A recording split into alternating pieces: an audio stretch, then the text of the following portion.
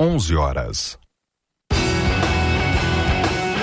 Programa Fora da Curva, jornalismo, crítica e diversidade.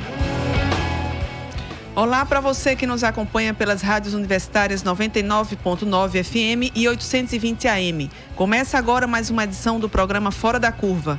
Eu sou Paula Reis, jornalista e professora do Departamento de Comunicação Social da UFPE. O programa também está sendo transmitido pelo Facebook com imagens do estúdio na nossa página Programa Fora da Curva. Na última semana, um escândalo de Caixa 2 envolvendo a campanha do candidato a presidente pelo PSL, Jair Bolsonaro, veio a público numa reportagem da Folha de São Paulo.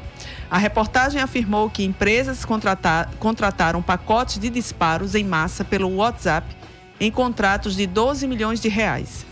Diante desse fato e da divulgação de notícias falsas durante a campanha, o TSE deu uma entrevista coletiva no domingo. A presidente do STF, ministra Rosa Weber, declarou que o TSE não falhou no combate às notícias falsas e que a investigação sobre a denúncia de Caixa 2 seguirá o processo legal e, abre aspas, por oportuno, dará a resposta adequada, fecha aspas. A corrupção tem sido um dos principais argumentos dos eleitores que não querem votar no PT. Em quase todas as eleições, o assunto vem à tona como se alguma candidatura fosse resolver o problema. Por isso, o programa de hoje pergunta: seu voto pode acabar com a corrupção? Para responder essa questão, recebemos hoje a cientista política, professora e integrante do Coletivo de Mulheres da Universidade Federal Rural de Pernambuco, Rebeca Duarte. Bom dia, Rebeca. Bom dia, grato pelo convite. Nós que agradecemos a presença. Também recebemos o professor de Teoria do Direito da UFPE, na Faculdade de Direito Recife, Alexandre da Maia. Bom dia, Alexandre. Bom dia, Paula. Bom dia, Rebeca. É um prazer estar aqui mais uma vez e vamos discutir esse tema que é tão importante nesse contexto tão complicado da política brasileira. Nós que agradecemos a presença. Quem quiser participar do programa de hoje, mande sua pergunta ou comentário através da página facebook.com/programa Fora da Curva. Bom, eu acho que a gente pode começar fazendo uma avaliação, uma análise, né, dessa última entrevista, né, tanto do cenário das pessoas que participaram da entrevista que a ministra Rosa Weber deu, né, o STF, o TSE deram, e também a condução do TSE sobre todo esse processo eleitoral. Rebeca? Eu vejo isso de um modo preocupante porque ele faz parte de um grande movimento de descredibilidade que a gente vem tendo com as instituições jurídicas, né? Então, isso que não começa agora, começa da própria condução das campanhas que apresentam várias situações de conflito que o judiciário ele não está atacando, nessas situações de conflito que dizem respeito à própria segurança nacional, inclusive.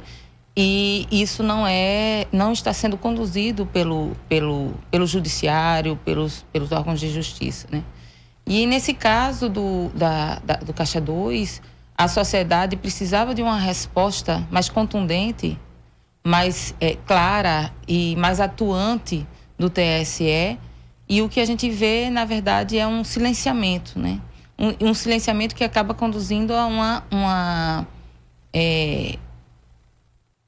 permissividade que nesse momento da sociedade brasileira é a última coisa que a gente está precisando, né? Essa permissividade diante de algo que inclusive é o grande mobilizador dos conflitos nacionais, sim, né? Sim. A ideia de corrupção, então era algo para ser atacado de uma forma precisa pelo TSE, e o que a gente vê, na verdade, é uma condução permissiva, né, da situação. Quer dizer, o TSE parece que demorou muito, né, Alexandre, a atuar. Paulo, o que eu vejo é que o TSE está, de certo modo, fazendo um cálculo político do uso desse problema e usar isso como um coringa, como uma espécie de super trunfo, digamos assim, para poder lidar, dentro da dinâmica do tempo, com o que pode vir a acontecer num possível governo Bolsonaro e usar essa ferramenta em determinado momento X ou Y para poder, se for o caso, impugnar a chapa, etc. Mas o que me preocupa muito, na verdade, eu concordo com a Rebeca, esse silêncio que, na verdade, diz muito sobre como as instituições jurídicas estão sendo submetidas a uma dinâmica que eu diria até política e militar, né? Porque se a gente parar para pensar, logo que estourou esse escândalo do Caixa 2, foi feita uma reunião, antes mesmo da entrevista que aconteceu no domingo, capitaneada pela ministra Rosa Weber. Quem ela chamou para essa reunião? Ela não chamou todos os ministros do TSE. Ela já cometeu um equívoco grave em termos institucionais. Ela chamou apenas aqueles que são ministros do Supremo também. Foi o caso do Fachin e o caso do Luiz Roberto Barroso. E do outro lado, quem ela chama ou quem é que estava sentado nessa mesa de negociação, ou porque ela chamou ou porque foi coagida a ser chamada, né? O general Sérgio Etchegoyen, que é ministro chefe do Gabinete de Segurança Institucional da Presidência da República, né? Que é o general ligado diretamente a Michel Temer. Alguém que não é da instituição e que foi ou chamado, ou, digamos assim, foi coagido, houve uma coação para que ele fosse chamado para participar desse jogo, ou seja, atuar numa instância que não lhe compete, não é? Exatamente. E é como se ele pudesse falar no plano da justiça eleitoral de algo que não lhe compete, e é como se houvesse uma espécie de intervenção, uma interferência, para usar um termo mais preciso, de forças militares naquilo que será dito pelo TSE. Junte-se a isso a nomeação do general de reserva Fernando Azevedo e Silva, que é ex-chefe do Estado-Maior do Exército, para ser assessor da presidência do Supremo Tribunal Federal, né? A gente tem um general de reserva, amigo do general Mourão, como atual candidato a vice-presidente na chapa do candidato do PSL, como assessor da presidência do Supremo Tribunal Federal. Juntando esse quebra-cabeça, a gente vê que o problema é muito mais grave do que a gente imagina. É como se a gente tivesse uma espécie de estrutura com poderio militar tomando conta desses espaços de poder do direito e condicionando as consequências das possíveis decisões que esses tribunais venham a tomar a esses elementos totalmente estranhos e externos. Isso me preocupa muito. Sim. Em relação à questão desse escândalo do Caixa 2, né? Como é que vocês avaliam essa... Porque, assim, as novas regras da campanha eleitoral não permitem o financiamento de campanhas por empresas, né? No entanto, o escândalo está aí justamente por haver, né, empresas, vamos dizer, patrocinando, né, serviços para a campanha. Como é que vocês avaliam isso? Assim, porque ao mesmo tempo o argumento do candidato Jair Bolsonaro é anticorrupção, ele vai acabar com a corrupção. Como é que vocês avaliam isso? Não há uma contradição aí? É enorme, é uma situação seríssima essa, é uma situação flagrante, né, que precisa ser investigada de uma forma rígida mesmo, porque, na verdade, a participação das empresas em todo esse processo, desde o impeachment de Dilma, ela vem se demonstrando favorável a um certo projeto político de país que diz respeito, inclusive, ao fim dos direitos trabalhistas, né? Então, as empresas, a gente viu que mesmo dentro do impeachment já estavam produzindo camisas para o golpe, já estavam produzindo discursos. Além disso, também, o assédio moral que é feito dentro, né, que foi denunciado de determinados empresários que estavam coagindo seus trabalhadores a votar no candidato dele, né? Isso tudo faz parte de uma grande estrutura, de um grande esquema em que o empresariado brasileiro vem fortalecendo esse discurso de apoio à campanha de Bolsonaro, que está coligada ao projeto dele de finalização derrocada geral dos direitos trabalhistas, né? Então, a proposta que ele tem de se criar uma carteira de trabalho verde e amarela, em que o trabalhador ele vai aderir voluntariamente a um trabalho sem direitos trabalhistas, é isso que está subjacente a essa participação das empresas no financiamento da campanha de Bolsonaro. Então, existe um problema aí ético, existe um problema político, existe um problema jurídico, existe um problema aí que está agregando diversos e múltiplos fatores extremamente preocupantes na nossa sociedade, que é consolidar um discurso de finalização dos direitos, de destruição dos direitos, isso passando pelas instituições de forma silenciada. Então, as instituições, como o professor disse, né? Então, a gente vê a entrada das Forças Armadas em discussões civis, em decisões civis, vai se aumentando cada vez mais essa fricção dos poderes sem a gente participar disso, sem a população participar disso. E, ao mesmo tempo, a gente vê uma denúncia como essa, de extrema gravidade, que põe por terra, inclusive, todo o direcionamento da campanha de Bolsonaro, que é anticorrupção, é um ato de corrupção, né? E que isso não é combatido de uma forma eficaz pelo judiciário e também não é apresentado pela mídia como um problema grave a ser combatido. E aí a gente junta o problema das instituições jurídicas que não estão atuando com o problema de uma mídia hegemônica que passa por cima da situação e continua conduzindo um ódio a outros grupos com base no discurso de combate à corrupção, como se o problema da corrupção fosse único e exclusivamente de um determinado grupo político e não da estrutura do Estado, do próprio Estado. Sim. Alexandre? Eu concordo com a Rebeca, né? Historicamente no Brasil, o discurso do combate à corrupção sempre foi usado como cortina de fumaça para boicotar reformas estruturais do Estado brasileiro de forma a ampliar o rol de direitos.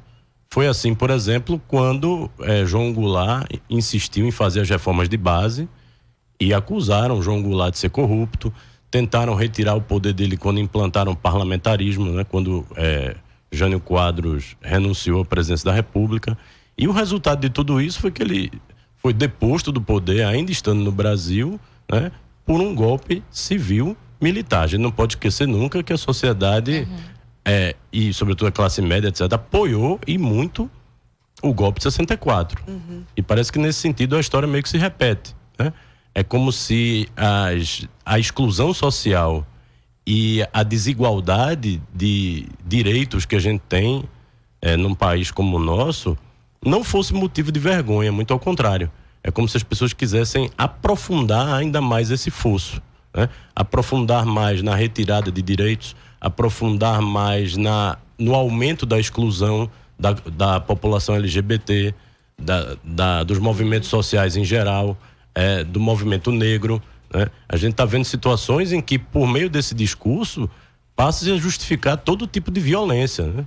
Violência física, né? A gente teve o mestre Moa lá em Salvador, que foi assassinado pelo simples fato de manifestar o seu voto, né? A gente teve o caso aqui de Pipa Guerra, que foi violentamente espancada num bar por manifestar seu voto.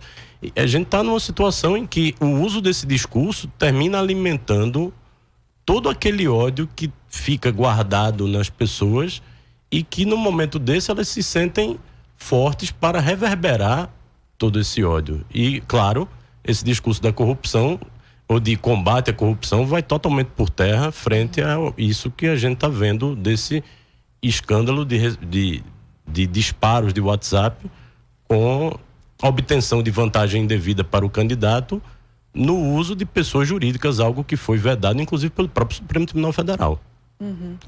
Quer dizer, a nova política não parece ser realmente nova, né? Como está se colocando aí. De nenhuma forma. O PT é o partido mais corrupto do Brasil ou porque temos essa imagem? Como é que vocês avaliam isso? É uma imagem midiática, né? É uma imagem completamente midiática porque reduz o problema da corrupção a pequenos grupos, né? Quando eu digo pequenos grupos, eu digo no sentido histórico, né? Então, é como se o PT só seria possível essa afirmação se a gente pensasse que o PT seria uma estrutura política que ela nasce com o próprio Estado brasileiro. E não é verdade, né? Então, pensando historicamente, a corrupção é algo que é estruturante a esse Estado. E aí a gente tem que pensar como é que esse Estado, o Estado brasileiro, ele foi formado, como ele foi conduzido e como ele vem sendo conduzido historicamente. A corrupção é um processo que ela parte, que ela se inicia a partir do momento da constituição dos arranjos institucionais brasileiros. E esses arranjos institucionais, eles se deram com base no colonialismo, no enriquecimento da coroa, e aí a partir do momento em que se organiza aqui uma elite nacional, né, forte o suficiente para criar uma autonomia de Estado, essa elite nacional, no momento que ela fazia, durante o período em que ela tinha que conduzir uma parte da riqueza à coroa, ela já manipulava benefícios pessoais de forma de corrupção, em forma de corrupção. Então, troca de favores. Tem alguns estudos que mostram casos de grandes volumes com base em corrupção.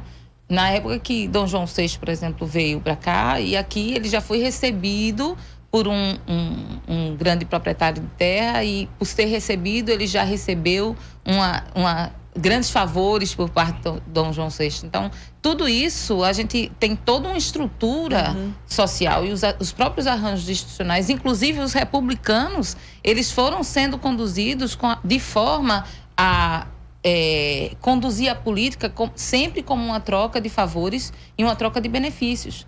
Então, essa troca de favores e troca de benefícios, a gente vê de forma escancarada na história mais próxima nossa, quando, por exemplo, no governo de Fernando Henrique Cardoso, para a reeleição, para poder passar a reeleição, ele distribuiu favores, isso na frente de todos, isso anunciado na mídia como se fosse uma coisa normal e não uma coisa simples ou legítima, trocar favores para que o Congresso votasse pela reeleição do presidente. Então, o sistema as político, regras favorecem também, né? Me parece. Ela é recheada de formas de corrupção. Né? Então, não dá para chamar partido tal é mais corrupto.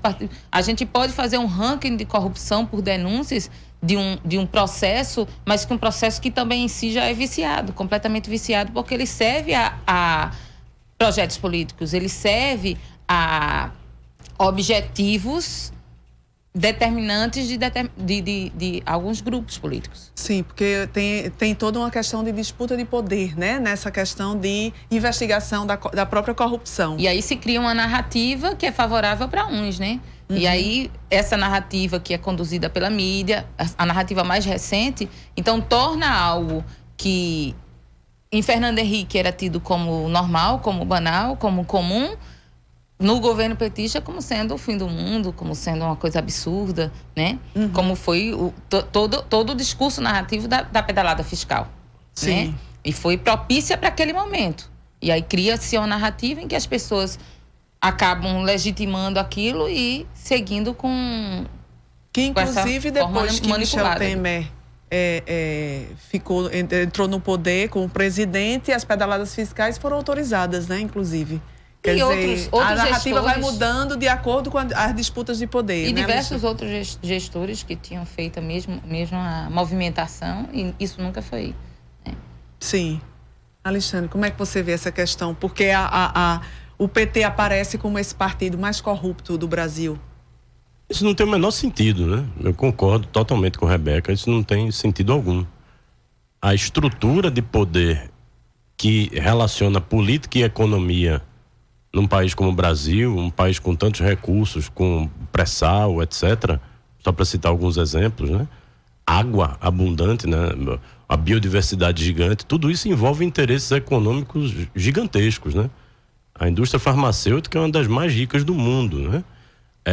A indústria bélica, que muitas vezes tenta se materializar aqui com mais força, e agora com esse militarismo talvez ganhe força ainda mais, também é uma indústria muito rica. A gente vê, na verdade, que há interesses econômicos e políticos específicos que se enfronham no espaço público, se metem no espaço público exatamente para concretizar, por meio da mudança da Constituição, por meio da mudança da legislação, interesses particulares, aquilo que a gente brincando chama de lei com CPF, ou no caso CNPJ, né? Ou seja, você coloca o texto da lei de maneira aparentemente genérica e abstrata, mas quem se enquadra naquelas hipóteses genéricas e abstratas e que se beneficiam são aqueles grupos econômicos ou políticos tais e quais.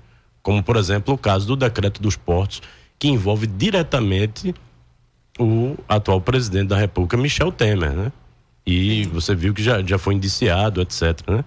Então, o problema da corrupção não é um problema de um partido, isso é uma visão maniqueísta, né? Isso é um problema da estrutura política. Quando se fala que um é o corrupto, você está criando um raciocínio binário que não contempla a complexidade de um problema tão grande como esse, né? Como se existissem uns bonzinhos, castos, né? De um lado, as vestais, e do outro, o mal ou a encarnação do mal, né? Isso não existe num espaço complexo como o nosso. Esse jogo de interesses no parlamento é muito forte e fica ainda mais latente pela nossa falta de preocupação com quem a gente elege para o parlamento. Né? Basta ver o que aconteceu, o que acontece sempre nas campanhas. Existe sempre a discussão em função de quem vai ser o chefe do executivo, né? Quem vai ser o presidente ou a presidente, quem vai ser o governador ou a governadora, quem vai ser o prefeito ou a prefeita. Mas ninguém governa sem as forças políticas que são eleitas para a formação desses parlamentos. E cadê que a gente discute a formação do parlamento? Não discute. E a própria formação dele, hoje a gente tem 30 partidos, né? Na próxima legislatura a gente vai ter 30 partidos na Câmara dos Deputados. Isso vai gerar um problema sério de governabilidade, né? Para você aprovar uma lei ordinária, você vai ter que negociar com 30 lideranças partidárias, vai ter que fazer uma costura muito complicada, porque ganhar a eleição é uma coisa, governar é outra, totalmente diferente. E em relação a essa questão, como o discurso da corrupção, né? Eu estou insistindo um pouco nisso, mas assim, como o discurso da corrupção pega mais tão fortemente, é mais importante, parece ser mais importante para boa parte dos eleitores do que propriamente um discurso, como a gente já falou aqui rapidamente, homofóbico, machista, né?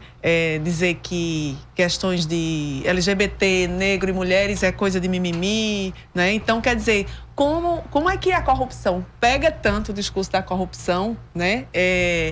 Consegue, enfim, ter tanta adesão em detrimento de discursos de direitos, né? Como é que vocês avaliam isso? Olha, eu compreendo que como o nosso país, aí eu digo o nosso país, mas os outros países também, né? Isso é um movimento mundial, inclusive o fascismo é algo que é crescente no mundo como um todo, né? Mas pensando em nós, o Brasil é um país racista, né? É um país sexista, é um país homofóbico. Antes disso mesmo, a gente tem que Pernambuco era um dos estados, se não mais, eu não tenho os dados exatos agora, mas um estado que mais matava homossexuais, né, do país. Eu atuei um tempo como advogada do SOS Racismo, e uma das grandes dificuldades que a gente tinha no início dos anos 2000 era a aceitação dos órgãos de justiça e segurança da própria existência do racismo. Era uma dificuldade real e concreta nossa. Então, havia uma negação do racismo, ao mesmo tempo que as práticas eram explícitas. A gente tem uma sociedade que, historicamente, mantém um fosso abissal entre a população negra e a população não negra. É uma sociedade que, historicamente, é completamente cega ao genocídio dos povos indígenas. Então, a gente tem uma realidade que vem antes disso, né? A gente tem um Estado que ele foi estruturado no racismo, que ele foi estruturado a partir da invasão de territórios de povos tradicionais, de povos originários, e foi erguido com base na escravização de uma população trazida forçosamente do continente africano. E com base nisso, o senso comum de justificativa daquelas violências foi sendo forjado nos aparelhos ideológicos desse Estado que foi se constituindo. Então, o Estado vai se constituindo e forjando aparelhos ideológicos, que é a mídia, a comunicação, né? Que é a educação, que é o próprio sistema de saúde. A medicina é um instrumento de controle social fantástico, né? Porque ele controla o corpo das pessoas. E aí a gente tem esses vários aparelhos ideológicos que eles vão mantendo e justificando a ideologia de dominação. E essa ideologia de dominação que estrutura a sociedade de um modo tal que banaliza o mal, usando Hannah Arendt, né? A banalização do mal, que é não somente a permissividade, como a contribuição, inclusive dos próprios setores oprimidos, para oprimir um outro oprimido diferente dele, né? Manipulando sim. também aquele sentimento do pequeno poder, né? Então, eu, homem branco, trabalhador, mas eu sou melhor do que o homem negro trabalhador porque eu sou branco. Ou então eu, mulher branca, eu tenho mais poder do que a minha trabalhadora doméstica preta, pobre e periférica. Então esses discursos, eles foram mantidos na sociedade desde sempre. Agora, o que é que houve? Na Constituição de 88, os movimentos sociais e a sociedade civil organizada começou a fortalecer algo que sempre também, a resistência sempre foi histórica, né? Mas começou a fortalecer os discursos de defesa de direitos humanos nos arranjos institucionais, no ordenamento jurídico brasileiro. Então, quer queira, quer não, a Constituição de 88, ela recepciona essas normativas internacionais de direitos humanos e a luta dos movimentos sociais, inclusive dos indígenas, que traz o capítulo dos índios, do movimento negro, que fala do racismo como crime inafiançável e imprescritível, das mulheres, que trazem de novo a cláusula de igualdade, e aí a gente vai crescendo. Então, o que acontece? O que acontece é que os movimentos sociais, defesa de direitos humanos e de direitos sociais, elas começam a fortalecer o combate ao pensamento hegemônico dominante de opressão e subjugação desses grupos vulneráveis, dessas maiorias injustiçadas, né? Então, mulheres, negros, gays, povos indígenas fortalecem com o auxílio dos documentos de direitos humanos e as lutas de direitos humanos. E isso vinha sendo um movimento que andava passo a passo com uma ideia de uma democracia como fórum, né?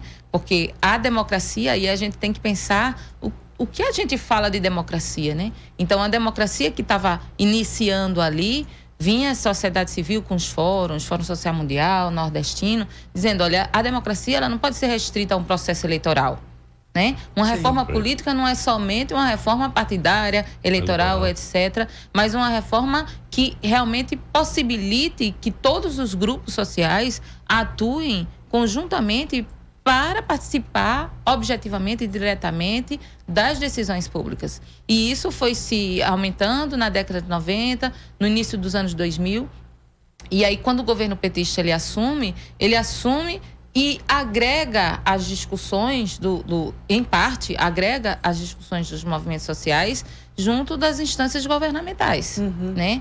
E aí vai se buscando agregar essa discussão. Só que aí, com o golpe e digamos, o baque das instituições jurídicas, quando uma presidenta da República ela é afastada sem base legal, sem realmente uma condução democrática, na verdade, foi um ataque à democracia, às instituições jurídicas, todo o trabalho de consolidação, de busca, de legitimação das discussões de direitos humanos, ela cai por terra, porque também cai por terra esse diálogo com os organismos jurídicos, com os organismos institucionais de efetivação dos direitos humanos.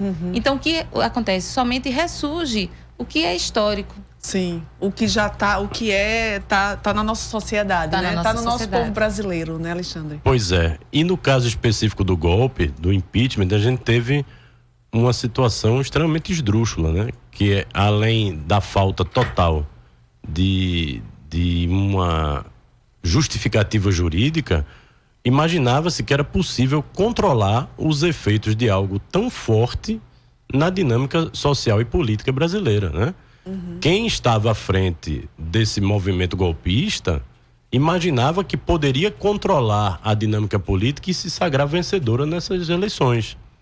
Só que o discurso antipolítica que foi construído de forma a tentar detonar o Partido dos Trabalhadores, na verdade, levou todo mundo na onda. E, sinceramente, em termos eleitorais agora, o PT saiu bem melhor do que outros partidos que encamparam o impeachment contra o PT, né? Você vê, Romero Jucá não foi eleito, Magno Malta não foi eleito, Cássio Cunha Lima não foi eleito, o atual presidente do Senado, Eunício Oliveira, não foi eleito. Ou seja, o efeito da antipolítica... E o PSDB, para mim, foi o maior derrotado, né, dessas eleições. Aquela autocrítica que Tasso Gereissati fez lá no estado de São Paulo, na verdade, era uma tentativa de sinalização de uma possível lavagem de roupa suja interna para tentar entender por que perdeu, já que, em tese, eles imaginavam que poderiam ganhar as eleições. Sim. O resultado prático disso é que a vitória do discurso antipolítica, que na verdade é política, mas disfarçado de uma pretensa isenção pureza, frente ao mundo. Pretensa pureza. Dessa pretensa pureza trouxe à tona um candidato que é a antítese da democracia, né? Um candidato que defende bandeiras que são radicalmente contrárias aos marcos estabelecidos na nossa Constituição. Na verdade, essa direita não previa a força, né, tão forte, tão grande de uma extrema direita, né? Pois não contava com isso, né? E, por mais paradoxal que seja, um partido como o PSDB, que surgiu como um movimento de centro-esquerda frente à construção da Aliança Democrática lá atrás, hoje, para tentar sobreviver, sobretudo em São Paulo, está precisando se juntar a esses discursos de ultradireita que desprezam profundamente o ser humano e que pensam tudo que é diferente da sua forma de ver o mundo como o retrato do inimigo. Isso é o fascismo escancarado na nossa face. É isso que a gente quer para o Brasil? Bom, a gente vai continuar daqui a pouquinho. Daqui a pouquinho a gente vai chamar um rápido intervalo e daqui a pouquinho a gente continua essa discussão sobre a corrupção como centro, o argumento central dessa campanha eleitoral.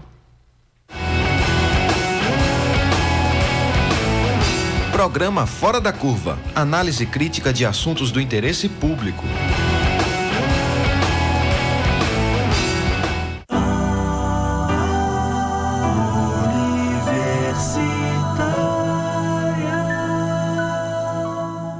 Haddad, o salário não dura nem 15 dias. O que você vai fazer pelo povo? Tomarei 3 medidas imediatas no dia 1º de janeiro. Vou aumentar o salário mínimo acima da inflação, inclusive para os aposentados. O Bolsa Família terá reajuste de 20%. E o gás de cozinha vai custar apenas R$ 49,00 em todo o país. Eu já fiz as contas e a decisão está tomada. Agora é com você. Vote 13. Vamos todos pelo Brasil. Todos pelo Brasil. Coligação O Povo Feliz de Novo. PT, PCdoB, PROS.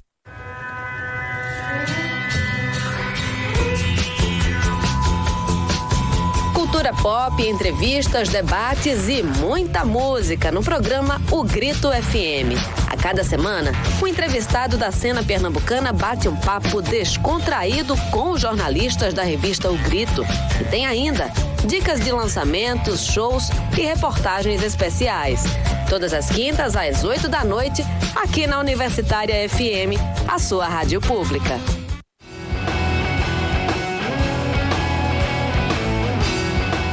Quer entender melhor o que está acontecendo na política brasileira? O Fora da Curva faz uma análise de segunda a sexta na Rádio Universitária. Ao vivo, das 11 horas ao meio-dia, com reprise às 9 da noite. Nós também estamos no Facebook, no YouTube e no Instagram. Acompanhe a gente pelas redes sociais. Fora da Curva, jornalismo, crítica e diversidade. Um programa de informação a serviço da maioria.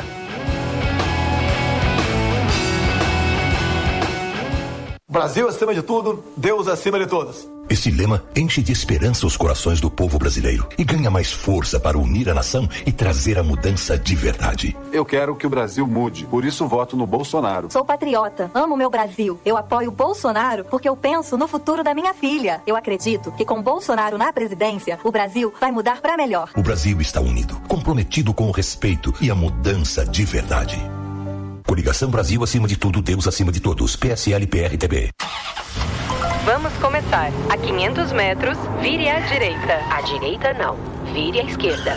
Nem à direita, nem à esquerda. Siga pelo centro. Direita, esquerda, centro. A vida é feita de caminhos e escolhas. E as eleições também. Eleitores que se informam sobre os seus candidatos sabem onde querem chegar. Faça do seu voto consciente o caminho para um Brasil melhor. Eleições 2018. Vem pra urna. Justiça Eleitoral. A justiça da democracia.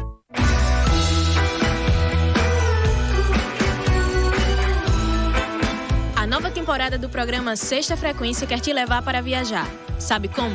Vamos descobrir juntos os sons do interior de Pernambuco e conhecer os artistas que hoje fazem as músicas do nosso estado. Então se ligue e sintoniza na Universitária FM 99.9. Toda sexta, das 10h30 às 11 da manhã. Programa Sexta Frequência, só na Universitária FM. Universitária FM 99.9. Fora da Curva, jornalismo analítico na Rádio Universitária, a nossa rádio pública. O programa Fora da Curva está de volta e hoje pergunta: seu voto pode acabar com a corrupção? Para fazer essa análise, recebemos a cientista política, professora e integrante do coletivo de mulheres da Universidade Federal Rural de Pernambuco, Rebeca Duarte, e também o professor de Teoria do Direito da UFPE, Alexandre da Maia. Vamos saber um pouco o que é que os ouvintes estão trazendo de perguntas, Larissa. Quais são as perguntas que os ouvintes têm a fazer? José Saragossa fala: essa demonização ao PT por parte da grande mídia e setores da sociedade não seria pelo partido ser nacionalista? O que vocês acham? Bom, primeiro tem que ter cuidado com a maneira como a gente compreende o que é o nacionalismo, né? Eu acho que não é dependendo da acepção, né? Pode não ser o caso ou pode ser o caso, né? Se você pensa no nacionalismo no sentido de construir uma identidade nacional que olhe para tudo que é diferente como algo hierarquicamente inferior, etc., não é isso, né? Se você pensa numa possível compreensão desse termo como a defesa do poder público como um espaço de minimização de desigualdades regionais, sociais, econômicas, etc., aí pode ser, porque no fundo o que a gente viu foi uma ampliação, como já foi dito aqui inclusive por Rebeca, dos espaços de fruição e de exercício de direitos, de a gente pensar, por exemplo, o pré-sal como uma grande oportunidade de a gente, de certo modo, quitar a nossa dívida histórica com todos os mecanismos de exclusão social existentes num país tão rico e ao mesmo tempo tão pobre em termos de mentalidade no exercício e no uso desses elementos. Então, na medida em que se pensa no pré-sal ou em outros elementos como mecanismos que, por meio do Estado, eles podem funcionar para minimizar desigualdades, isso não interessa diretamente a grupos econômicos que precisam ou querem, na verdade, esse manancial para poder obter lucro, etc. Nada contra o lucro, nada contra necessariamente o capitalismo. Mas o problema é como se exerce esse tipo de visão de forma a trazer o interesse privado para dentro do espaço público, condicionando a reprodução do espaço público a partir de interesses privados. Eu acho que foi exatamente por conta desse fator de desequilíbrio que a gente tem no Brasil e que os governos petistas, com seus erros e acertos, tentaram minimizar, que houve uma reação muito forte, né? Uma reação forte de grupos econômicos, de grupos políticos que não querem ver a utilização desses espaços de estatais, desses espaços estruturados dentro do Estado para minimizar desigualdades, né? Para que minimizar desigualdades se eu posso privatizar e gerar lucro, né? Então, e quando a gente privatiza, a gente deixa de ter um horizonte de expectativas mais claro sobre como a gente deve lidar num país continental como o nosso, com a miséria, com a fome, com a exclusão, etc. Então, eu acho que, na verdade, a perseguição envolve múltiplos fatores que envolvem interesses também os mais variados, que não são necessariamente os interesses de quem mais precisa da ação estatal de forma concreta. Inclusive, quando se fala em corrupção, né, a narrativa é assim: a corrupção, o discurso geralmente é o Estado é corrupto, as empresas públicas são corruptas, a gestão é fracassada e corrupta, né? E o candidato Jair Bolsonaro já declarou como medida para acabar a corrupção a privatização ou extinção de pelo menos 200 estatais para coibir os crimes de desvio do dinheiro público.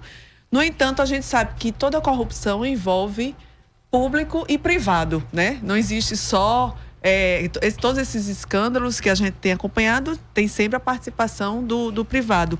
Por que o discurso sobre a corrupção só é ligado ao poder público? A quem interessa essa ideia de que só há corrupção, só a gestão pública é corrupta? Rebeca. Isso começa a partir dessa dicotomia, né?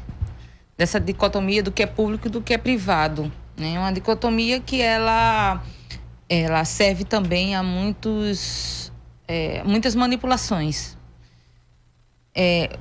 O discurso do candidato Jair Bolsonaro e o programa dele, Paulo Guedes já assumiu isso, é um discurso francamente ultraliberal, né? Então, o projeto de Paulo Guedes e o projeto que Jair Bolsonaro empreende é de completa desligamento das forças estatais em relação à sua produção. Então, as estatais, isso já é um projeto político que Paulo Guedes carrega como projeto do candidato Jair Bolsonaro e defende.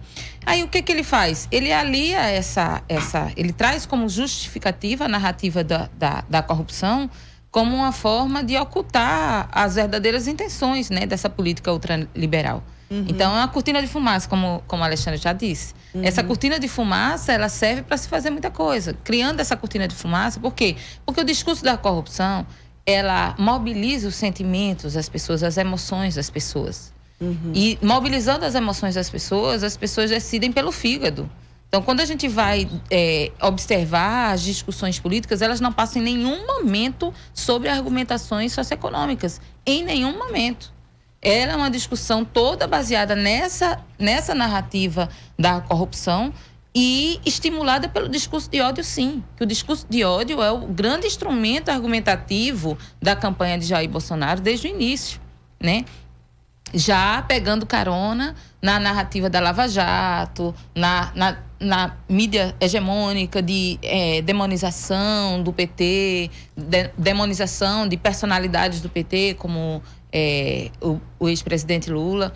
E isso facilita com que esse projeto ultraliberal seja implementado sem demais discussões populares, sem demais participação social, sem reflexões. Porque aí, com essa mobilização do discurso de ódio, não há um debate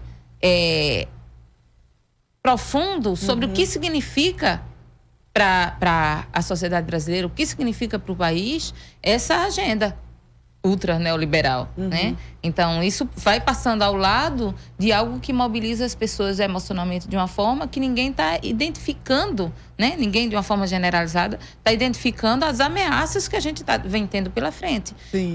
De venda geral das estatais, de venda da Amazônia, de fim dos direitos trabalhistas. Então, uma agenda ampla, uma agenda destruidora que tem pela frente e que não está sendo possível apresentá-la como a grande questão, o grande X da questão dessas eleições, exatamente por esse discurso narrativo da corrupção. Olha, nos últimos anos ficou muito forte essa narrativa de que todo político é corrupto, né? E, enfim, da criminalização da política, né? Isso teria sido efeito das narrativas da própria mídia cobrindo, dando notícias sobre a Lava Jato. Como é que vocês avaliam qual a narrativa que foi construída em função dessa conjuntura aí da Lava Jato para cá? Veja bem, Paulo, a mídia tem um papel, sobretudo os meios de comunicação de massa em geral, tem um poder muito forte de construir narrativas sobre o que a sociedade é. Ou seja, frente aos múltiplos discursos que podem existir, a mídia tenta, de certo modo, cristalizar um deles. E um dos problemas que a gente tem no país em relação à democratização da comunicação é o fato de que esses grandes grupos de mídia estão nas mãos de poucas empresas, em geral, de tom familiar. E muitas vezes financiadas por propagandas do próprio Estado. Então a gente tem uma situação muito curiosa. Uma mídia que controla uma parte significativa dos mecanismos de acesso à informação no Brasil. Esse poder é negociado com quem tem a caneta no espaço público, né? No poder político, especificamente. E essa negociação envolve a construção das narrativas que interessam a quem tem o poder de financiar, quer no espaço público, quer no espaço privado. Então, quando a mídia materializa um determinado discurso, sobretudo como aconteceu com a Lava Jato, aconteceu meio que essa avalanche com conteúdo moral de tentar observar a sociedade a partir de mais uma vez essa visão maniqueísta do bonzinho e do malzinho.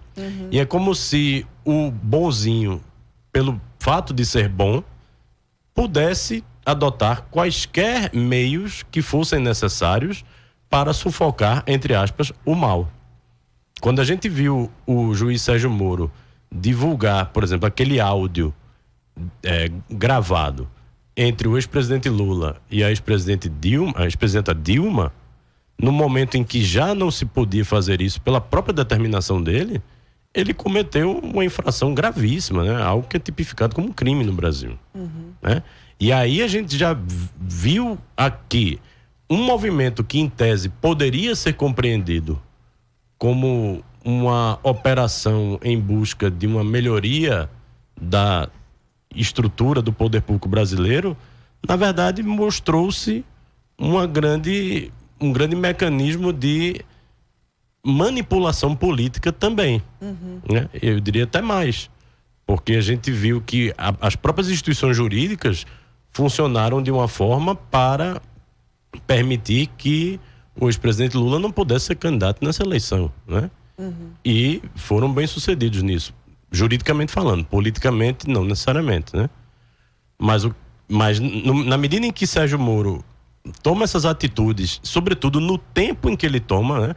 Porque aquela liberação do áudio foi à beira da votação do processo de impeachment, assim como agora a delação de Palocci, na verdade não a delação, os elementos que ele escolheu a dedo para soltar à beira da eleição no primeiro turno, mostram uma tentativa de interferência direta no processo político brasileiro, né? Sob esse discurso de que ele é o Batman que está lutando contra os pinguins. Gente, não existe na sociedade Batman e pinguins, isso é coisa de revista em quadrinhos, de DC Comics e Marvel. O mundo real não é assim.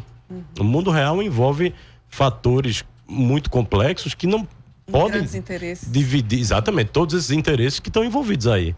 Aí muitas vezes as pessoas são levadas a acreditar nessa luta do bem contra o mal, imaginam-se sempre do lado do bem, ninguém nunca ao olhar no espelho vai dizer eu sou a encarnação do mal. Imaginam-se os detentores dessa moral boa e positiva.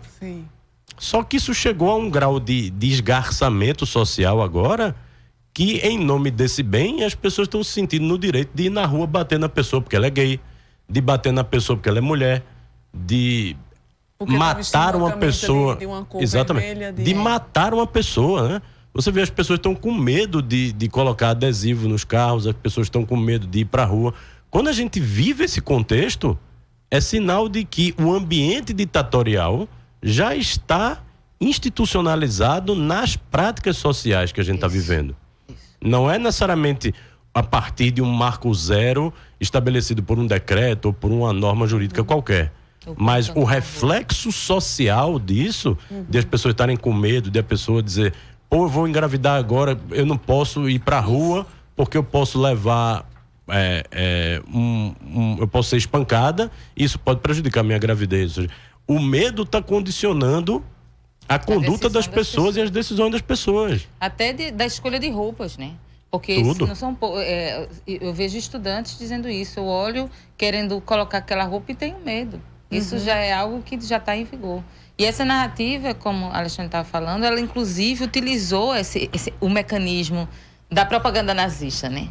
Perfeito.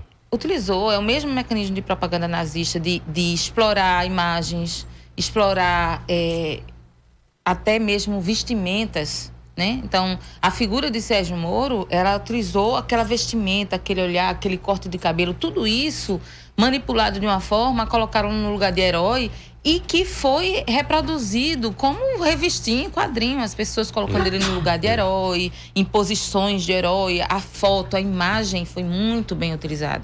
A característica da propaganda nazista era utilizar a imagem fortemente, e essa é uma característica da propaganda fascista hoje em vigor. E construir um culto à personalidade, né? Culto à personalidade, uma narrativa de heroicização, né, do grande herói, e inclusive fazendo filme, né? Porque houve um filme para isso. Ou seja, reproduzindo um modelo nazista de propaganda que envolve as pessoas dentro de uma grande ficção, como se estivesse num grande filme. Só que esse filme está dando resultados reais, que são pessoas espancadas, são pessoas mortas, e há dificuldade de diálogo e de argumentações políticas. Então, as pessoas vão dialogar sobre a eleição, ao invés de estar dialogando sobre projetos políticos, estão dialogando sobre fantasias.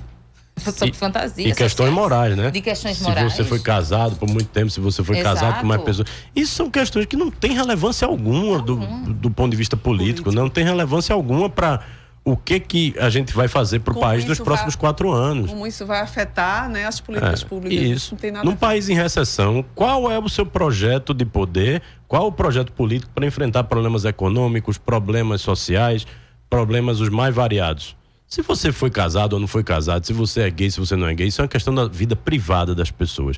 Isso não deveria entrar no debate público, isso não deveria envolver o debate político. Isso mostra exatamente isso. É o reflexo dessa construção, eu concordo totalmente com a Rebeca, do culto à personalidade. Né? Como se a gente não fosse lidar com instituições e na dinâmica institucional. Isso é uma coisa meio do sebastianismo que a gente traz para nós, né? De imaginar que existe o grande herói, né?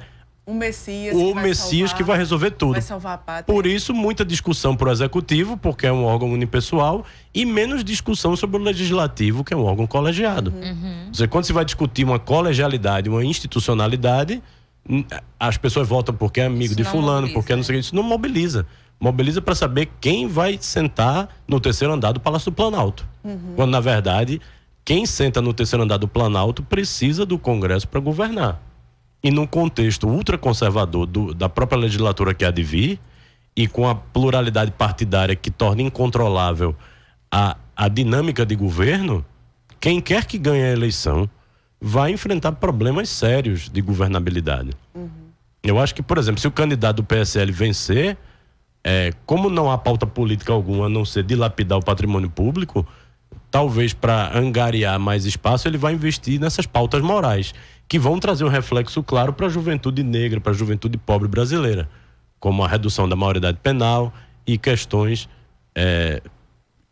ligadas a esses problemas. Então, quando se vai para o debate moral, a gente perde o controle político da discussão. Quando a moralidade envolve muito mais questões do teu foro íntimo, daquilo que você considera, daquilo que você despreza. Mas o que eu considero e o que eu desprezo não é necessariamente o que o outro considera e despreza. Então a moral não pode funcionar como um programa de ação política. Exato. Ou seja, a gente está vendo uma campanha baseada na questão até, vamos dizer assim, que regride o debate público ao que dele deveria realmente acontecer, né? Porque está no nível das emoções, do instinto, puramente, e não está no nível da racionalidade, né? Isso. E a gente está finalizando o programa, e aí eu vou fazer a pergunta do dia do programa hoje, para cada um fazer sua fala final, seu voto pode acabar com a corrupção? Rebeca? Eu penso que nada se acaba no voto. Nada se acaba no voto. O voto, a gente tem que... considerando que o voto é, sim, um mecanismo de decisão política, mas ele não se esgota no momento da eleição em si, né? Então, o problema é como a gente pensa o que é a democracia. E eu acho que aí é um grande problema social que a gente carrega desde a redemocratização, que é não conseguir desenvolver realmente uma democracia participativa, a democracia direta, porque grandes questões nacionais deveriam ter sido resolvidas, por exemplo, o plebiscito, e não foi. Então, falta a nós, a sociedade brasileira, essa compreensão de que a democracia, que o processo de democratização, ela precisa necessariamente da participação popular, necessariamente. E essa participação popular, o voto é apenas das formas de participação popular. Perfeito. Mas a todo momento, em todas as decisões políticas, a participação popular é necessária. Tudo que diga respeito às decisões públicas, a participação popular tem que estar presente. E o grande problema disso, da relação de voto e corrupção, é que exatamente ela nega essa participação popular no sentido de estar presente às decisões públicas e a construção da sociedade e das decisões políticas e econômicas. É como se depositar o voto ali e dali já não tenho mais responsabilidade. E aí o discurso não, vamos tentar o diferente, se não der certo, a gente tira. Como se isso fosse resolver, como se colocasse o diferente dali e pronto, se resolvesse, né? Então isso para mim está sendo, um aprendizado para a gente trazer, que é refletir mesmo do sentido da eleição, né? Que é aquela coisa do eu deposito no meu voto e ali eu não tenho mais responsabilidade. E na verdade a sociedade brasileira tem que ser chamada à responsabilidade disso, do problema sistêmico que é a corrupção e que não se acaba numa eleição, mas se acaba com uma profunda reforma política que envolva necessariamente a participação popular. Ok. Inclusive tem uma questão assim, a gente nem teve tempo para falar, mas a gente pode até gravar um videozinho depois do programa, a conduta dos indivíduos também, que atacam a corrupção como se estivesse bem distante, quando ele também é um protagonista da corrupção no dia a dia, né? Sem dúvida alguma. A corrupção não se acaba com o ato de votar, né? E mesmo que haja mecanismos capazes de impedir isso, sempre há a possibilidade de algo diferente existir, né? Você não tem como determinar que a corrupção vai deixar de existir, porque isso é o mesmo que dizer que que as pessoas de uma hora para outra vão deixar de ser corruptas, aquelas que são. Porque no fundo a corrupção não envolve apenas o espaço do poder público. Quando a pessoa vai e fura uma fila de banco, quando a pessoa vai e faz uma cola numa prova, quando a pessoa vai e usa atestado falso para justificar a sua falta na faculdade ou na universidade. Oferece uma propina para não ser multado. Ou oferece um dinheiro numa blitz para não ser multado, né? Nessas pequenas coisas a gente vai vendo que a corrupção está entranhada na própria estrutura social. O reflexo político disso, na verdade, é o retrato da nossa sociedade. Não é que os políticos apareceram e são corruptos e nós que votamos somos os bonzinhos, não. O retrato da corrupção que a gente vê no parlamento é, no fundo, o retrato da sociedade em que a gente vive. Uma sociedade em que boa parte, por exemplo, da classe média sempre se valeu do próprio Estado para benefícios próprios.